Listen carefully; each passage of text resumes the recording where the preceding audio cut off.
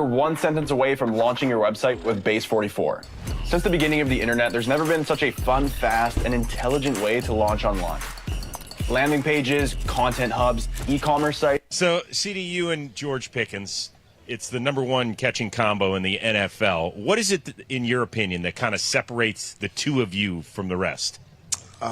Just our ability to complement each other. I feel like everything that I can do, he can do, and vice versa. And just our ability to play off one another and being able to play in every single position, interchangeable, changing the routes mid-play, just our ability to adjust. So I feel like it's fun being out there with a guy who has that same knack for the ball just as well as I do. And overall, we competing against each other to go kill them.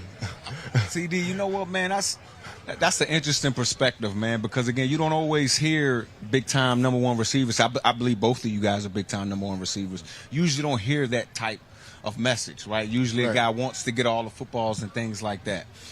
You've heard George going through his contract issues or whatever. He's franchise tagged now, but he's still going through it. Yep.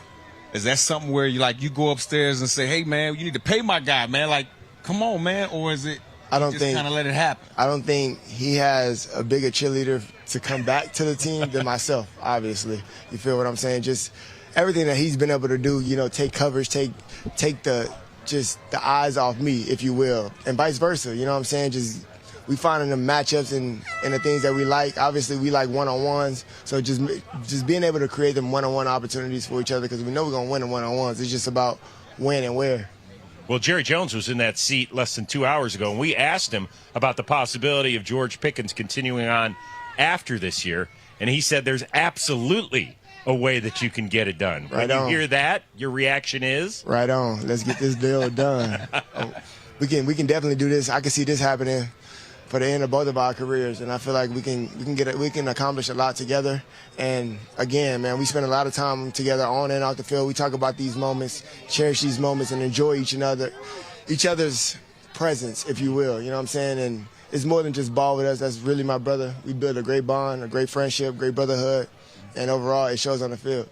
So I'm curious about the other side of the football, right? That's been the big talk. We know that you guys are going to put points on the board and move the ball down the football field. It's the defense and whether or not they can just improve a little bit. It's only been 3 days here. Yep. You've got a 34-year-old new defensive coordinator. Can you see a difference, and if so, what is it? Yeah, most def. I'm not going to give out his game plan.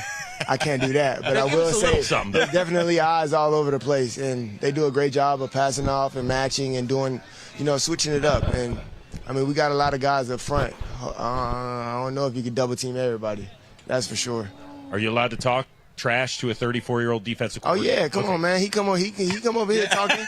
He come over here talking, and he know what it is. So just building that friendship and bond, you know what I'm saying? And I feel like that's all that we've been preaching this whole camp, man. Just building that energy around the room, around the facility, just being able to talk, go across the hall and talk trash to whoever.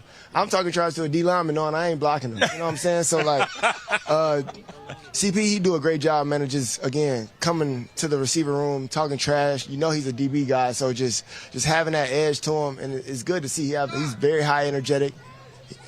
You better have your mouthpiece because he's going to talk for sure. That's right. Let him know on Monday when you put the pads on for the Can't first wait. time. We appreciate it. Stay healthy and have a great 2026. Sure. One of the best around, CeeDee Lamb of the Dallas Cowboys. Rhett, thank you very much. Man of the people, signing those footballs, signing those shirts. What's the strangest thing you ever signed? Come on. That's a good question. Okay, the third division that we're going to take on in the offseason here is the NFC West. And arguably, this is the best division in the history of pro football. I mean, think about this. 3 out of the 4 teams made it to the divisional round of the playoffs, and this is the only division in NFL history that had 3 different teams win 12 or more games. How about that, Jake? That's saying something. They had 2 teams in the NFC Championship game, the Seahawks and Rams, and the Seahawks won the Super Bowl. So from top to bottom, the NFC West is not the crowd that you want on your schedule. Let's take a look at it. Seattle was 14-3. They won the NFC West title. The Rams and 49ers were 12-5, and the Cardinals were 3-14. They're kind of like a get-right team right now. You know what I mean? You get right by playing Arizona. And some of their uniform combinations, they should be investigated for wearing those uniforms. Point differential's always a statistic I look at to see who's really good. And when you look at point differential, the Seattle Seahawks led the NFL. They were plus 11-2. So they beat your butt by over 11 points every week. And not far behind was the LA Rams. Their point differential was plus 10.2. And the San Francisco 49ers were plus 3.9. Arizona was down here at minus 7.8. But the point differential is always important. Plus 191, plus 172, plus 66, and Arizona's minus 133. The three top teams were all 4-2 in the division. Arizona was 0-6. All four of these teams in the NFC West will play teams from the NFC East. So if you like one of these four teams, you are playing Philly, you're playing Dallas, you're playing the Giants, and you're playing the Commanders. You're also playing the AFC West. You got to play Denver, you got to play the Chargers, you got to play the Chiefs, and you got to play my old team, the Raiders. So you're playing those teams out of conference. You got to think about that. You know, in 2017, Sean McVay and Kyle Shanahan arrived in the NFC West.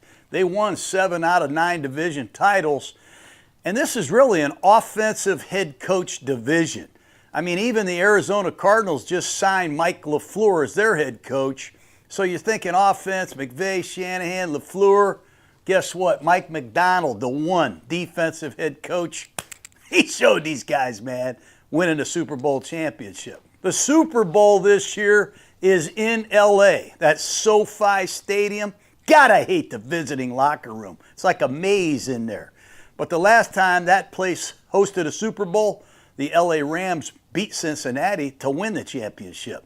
That game is back in SoFi, and the L.A. Rams, you got to give them credit. Have they made some moves in the offseason? How about getting Trent McDuffie from the Kansas City Chiefs? And how about getting the Defensive Player of the Year, Myles Garrett? Good God. So they're the favorite to win the Super Bowl again this year. Wouldn't that be something? Winning 2 Super Bowls in your own stadium? Holy shit. You know, when the Rams got Myles Garrett, they went from an 8-1 favorite to win the Super Bowl to a 6.5-1 favorite. Now, these odds are subject to change.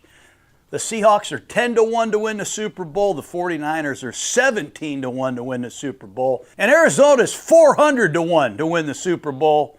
That might be a little bit nice by DraftKings. You know what I mean? You know, the coaching carousel affected this division as well. We talked about Mike LaFleur becoming the head coach of the Arizona Cardinals. Jonathan Gannon is gone. LaFleur comes in from the Rams, where he was the offensive coordinator under Sean McVay. Nathaniel Hackett will be the new offensive coordinator of the Arizona Cardinals. And the world champion Seattle Seahawks, they lost their offensive coordinator, Clint Kubiak, to the Las Vegas Raiders, where he became the head coach. They went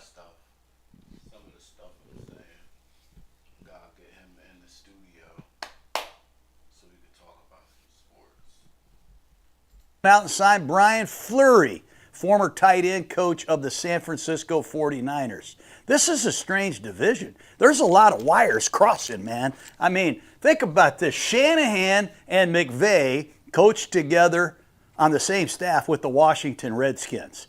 Fleury just came to Seattle, where he was in San Francisco with Shanahan. LaFleur went to Arizona in the division, where he was with the Rams. You know what else? Nathaniel Hackett, the offensive coordinator of Arizona, Sean McVay, Kyle Shanahan, were all on my staff in Tampa Bay.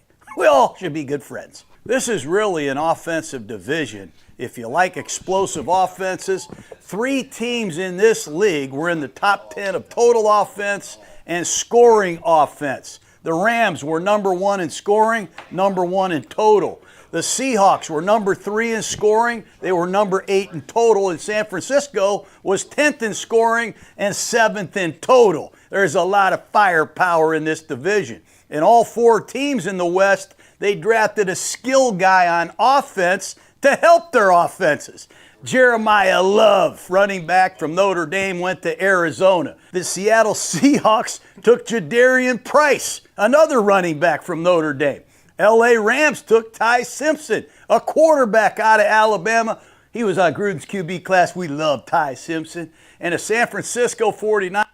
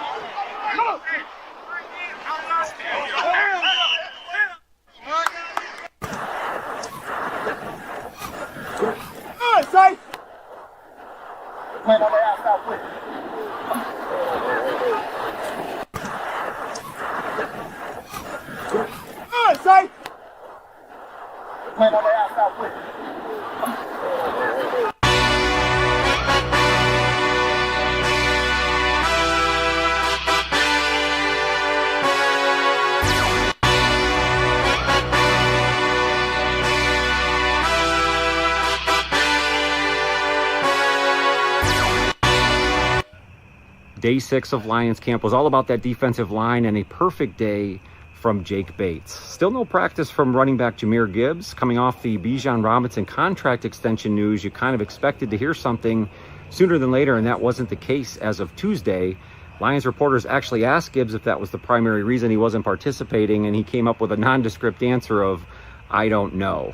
So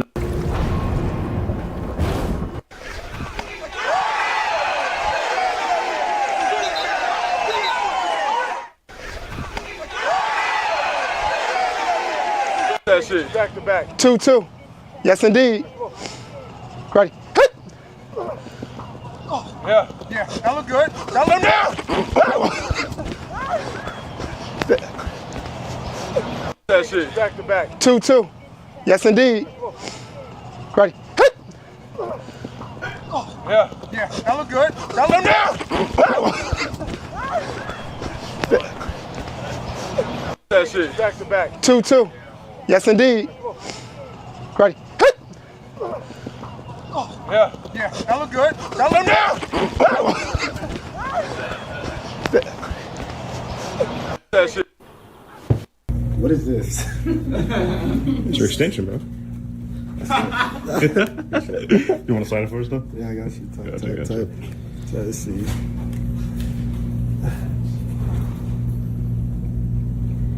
Thanks, bro. What is this? It's your extension, bro. You want to sign it for us, though? Yeah, I got you. Gotcha. Goff looks stupid as fuck in those pads.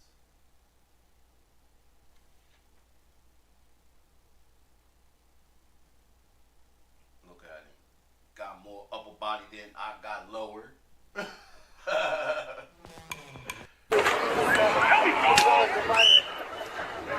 Up against Jair Alexander. Here, a little trickery. Oh, look, looking for a throw. Amendola's got a man open, and he's got it for the touchdown. Seattle's got to make a stop. Amon-Ra St. Brown's going to throw it back to Goff. Who had that on the bingo card? Go Raymond in the backfield. Look at this trickery. Kennedy got a man. Raymond wide open. Now it's a foot race on his way for the touchdown. Cardinals trailing here as Goff hits St. Brown, who flips it to Jahmyr Gibbs. And Gibbs is in the end zone for a Lions touchdown. Emmanuel Mosley got some playing time before being injured. Back to Jared Goff, wide open. He's going to take it into the end zone, and that's a Lions touchdown. A little trickery, but that's 2 for Sam Laporta today. Up against Jair Alexander. Here, a little trickery. Oh, look, looking for a throw. Amendola's got a man open, and he's got it for the touchdown.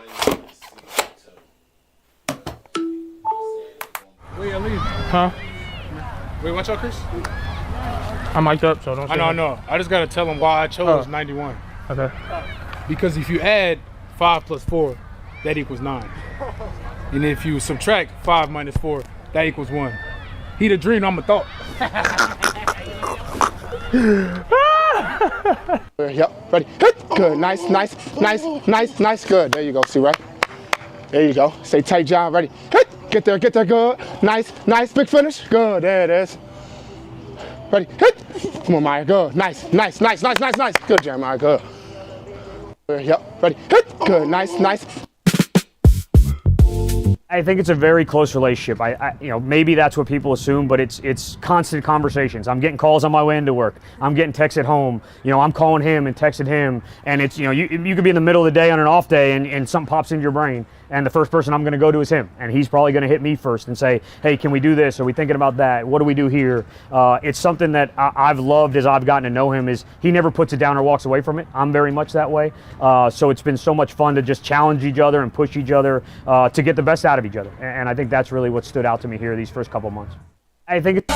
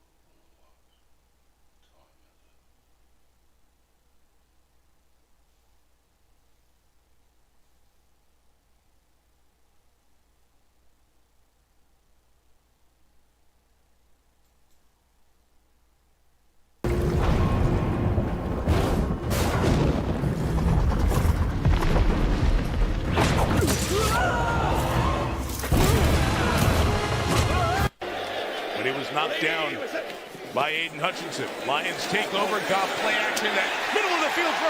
Jamison Williams takes off through the secondary.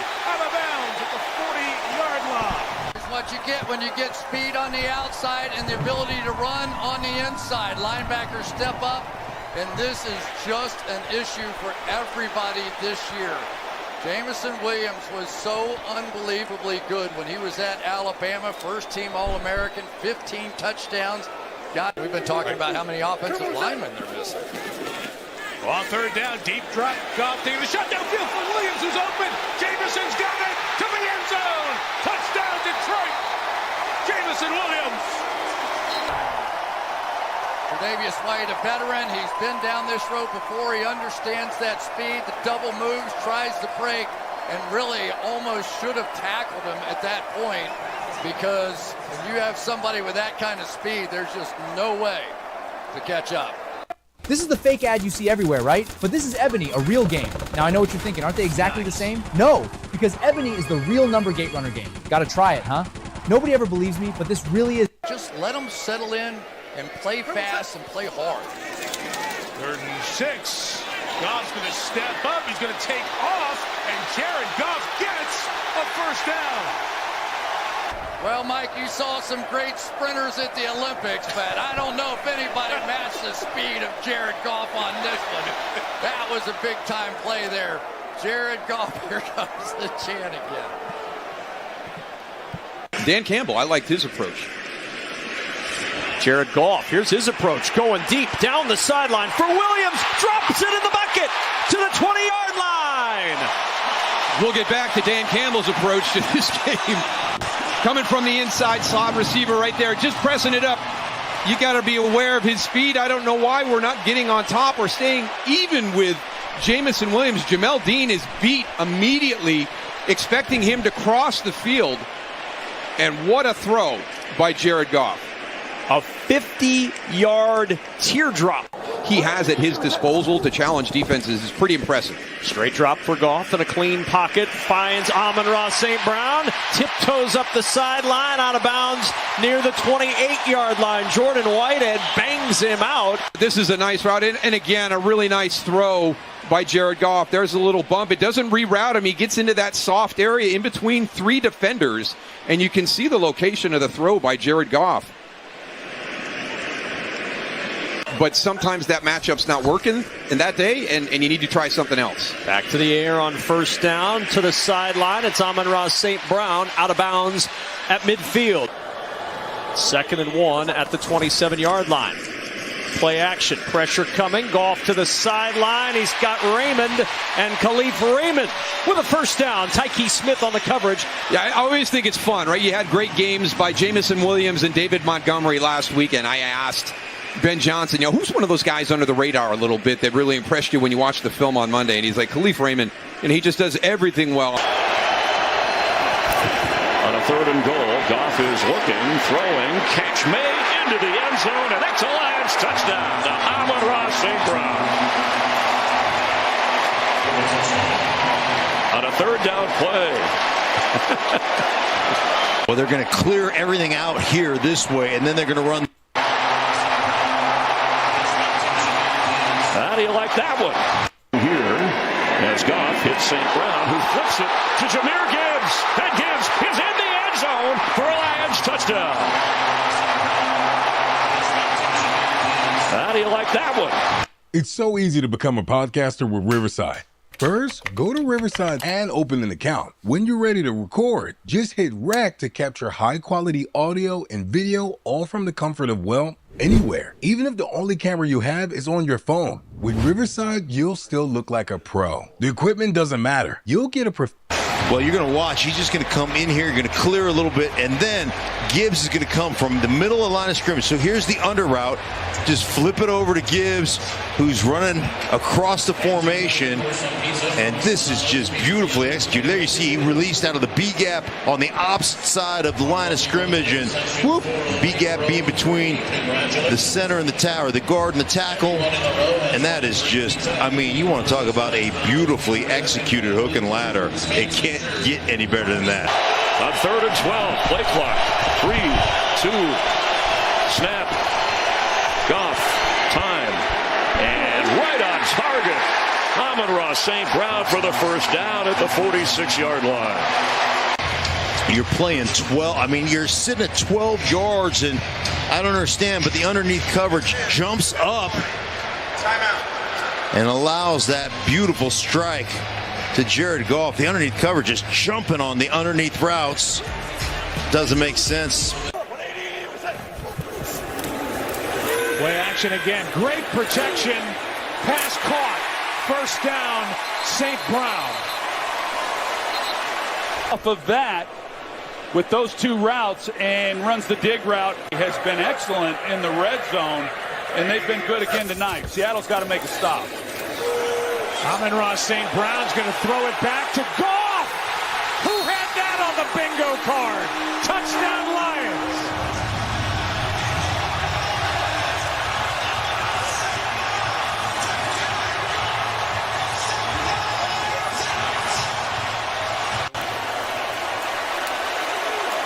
It's a well-designed play. The action in the backfield gets everybody flowing. Trevis Gibson, number 50. And the incompletion to Jake Bobo, it stays 28-20. Earmark that. Here is a completion.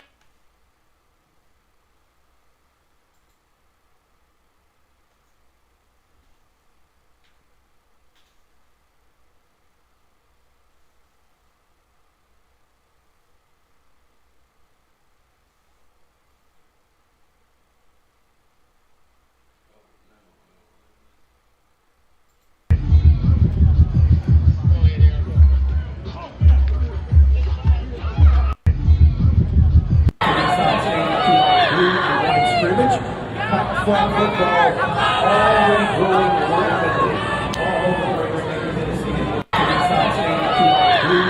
Scrimmage, flag football, already growing rapidly. Scrimmage, flag football, already growing rapidly. Scrimmage, flag football, already growing rapidly. Scrimmage, flag football, already growing rapidly.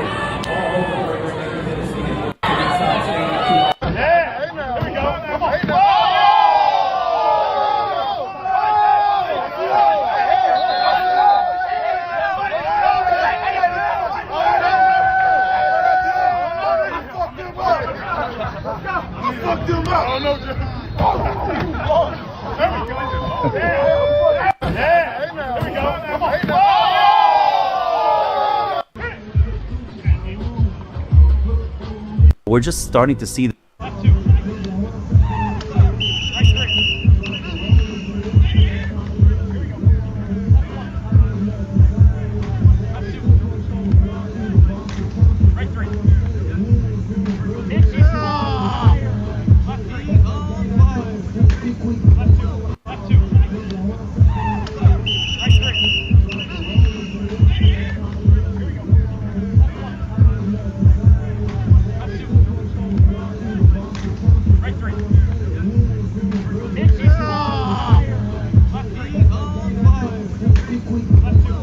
This Titans receiver didn't even play high school football.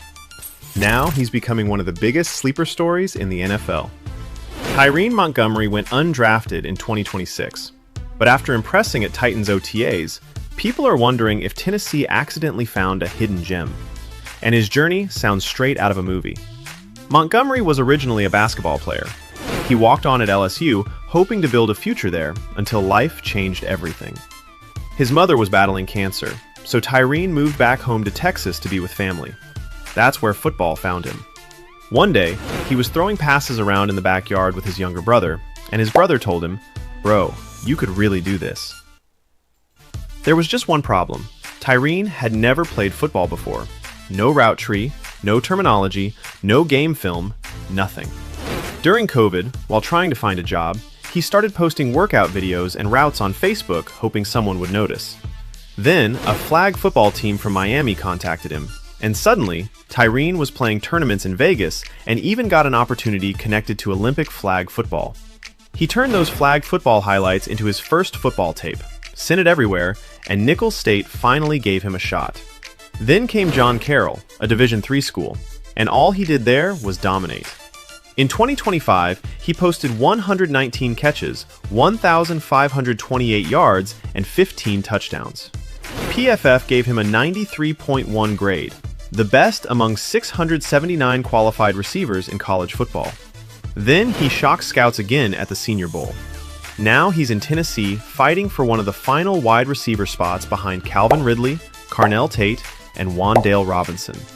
The odds are still against him, but honestly, betting against Tyrene Montgomery hasn't worked out for anybody yet.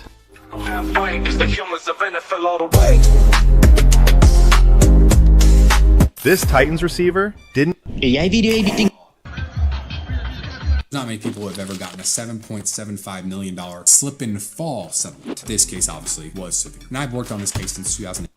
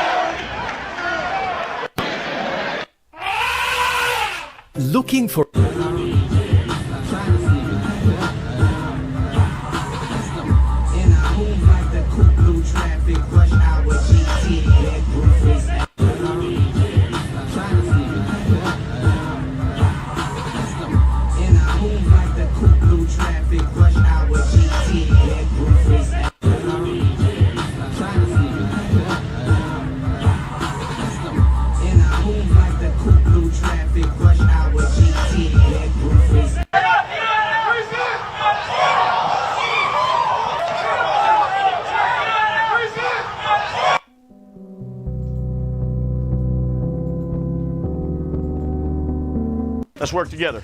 Let's go this day, okay? Come on. Fast start. The NFL has officially confirmed 2 joint practices for the San Francisco 49ers during their training camp this August. The first practice will take place in Santa Clara, California on August 11th against the Tennessee Titans. On August 18th, the 49ers will travel to El Segundo, California for a joint practice against the Los Angeles Chargers. These joint practices will help players sharpen their skills and build chemistry before the preseason game. The NFL has officially confirmed 2 joint practices for the San Francisco 49ers during their training camp this August. The first practice will take place in Santa Clara, California on August 11th against the Tennessee Titans. On August 18th, the 49ers will travel to El Segundo, California for a joint practice against the Los Angeles Chargers. These joint practices will help players sharpen their skills and build chemistry before the preseason game. The NFL has officially confirmed 2 joint practices for the San Francisco 49ers during their training camp this August. The first practice will take place in Santa Clara, California on August 11th against the Tennessee Titans. On August 18th, the 49ers will travel to El Segundo, California for a joint practice against the Los Angeles Chargers. These joint practices